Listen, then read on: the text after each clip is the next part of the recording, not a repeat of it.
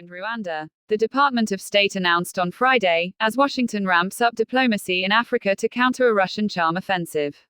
Announced on Friday, as Washington ramps up diplomacy in Africa to counter a Russian charm offensive.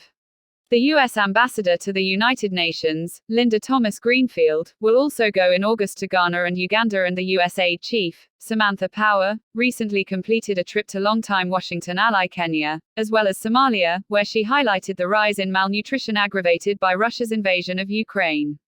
The diplomacy came after Russian Foreign Minister Sergei Lavrov undertook his own extensive tour of Africa, where he has sought to cast spiraling global food prices as a consequence of Western sanctions, an idea rejected by Washington, which points to Moscow's blockade of Ukrainian ports.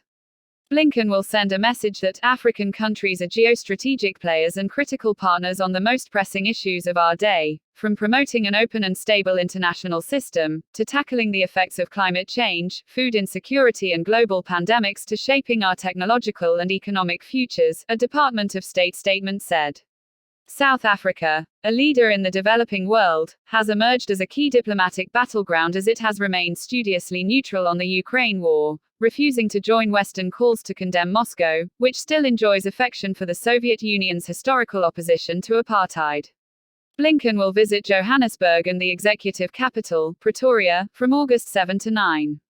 He will then head to the Democratic Republic of Congo's capital Kinshasa in a bid to show support for sub-Saharan Africa's vastest country as it tries to turn the page on decades of conflict.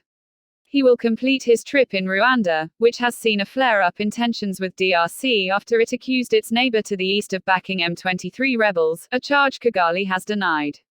The Department of State said Blinken will press for the release of Paul Rusesabagina, who is credited with saving hundreds of lives during the 1994 genocide and inspired the movie, Hotel Rwanda. A U.S. permanent resident, Rusesabagina is a critic of Rwandan President Paul Kagame and was sentenced to a 25-year prison term for terrorism, after a plane he believed was bound for Burundi landed in Kigali in 2020. Blinken will be paying his second trip to sub-Saharan Africa since he took office last year with President Joe Biden's administration.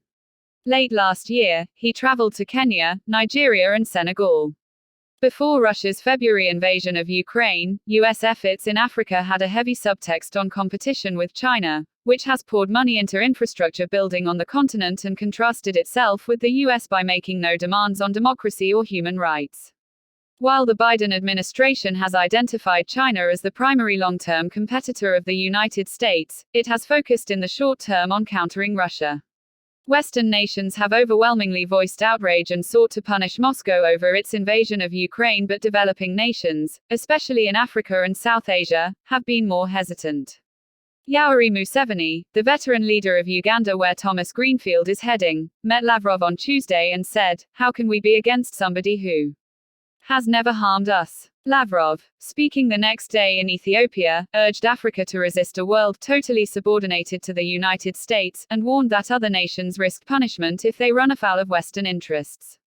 Blinken on Wednesday described Lavrov's trip as a desperate game of defense to justify to the world the actions that Russia has taken, including its aggression in Ukraine. President Emmanuel Macron of France, which has a long history in Africa, on a visit to Benin on Wednesday called Russia one of the last imperial colonial powers. Power, administrator of the U.S. Agency for International Development, on her trip to the Horn of Africa, unveiled more than $1 billion in emergency assistance to fight rising hunger and challenged other nations, such as China and Russia, to follow suit. Source: AFP. https://www.aljazeera.com/news/. Please like and subscribe.